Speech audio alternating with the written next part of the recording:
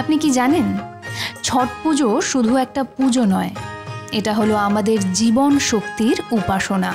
সূর্যদেব, যিনি আমাদের পৃথিবীর একমাত্র শক্তির স্রোত, তিনি আলো দেন, প্রাণ দেন আর পোষণ করেন এই বিশ্ব ব্রহ্মাণ্ডকে।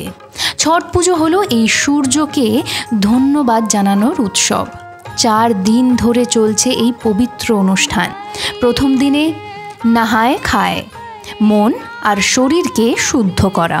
দ্বিতীয় দিনে খরনা, উপবাস আর প্রার্থনার দিন। তৃতীয় দিনে সন্ধ্যা অর্ঘ্য, সূর্য অস্তের সময় প্রণাম। চতুর্থ দিনে উষা অর্ঘ্য, প্রভাতের আলোতে নতুন শুরুর আশীর্বাদ। ঠান্ডা জলে দাঁড়িয়ে উপবাস করে মার এই ভক্তি হলো শুদ্ধতার প্রতীক। এই হলো ছট, যে পুজো আমাদের শেখায় সূর্য হলো জীবন। ছট পুজো একটা ভক্তি নয়, একটা শক্তির উৎসব। এই সূর্যকে প্রণাম করুন, কারণ তিনিই আমাদের জীবন।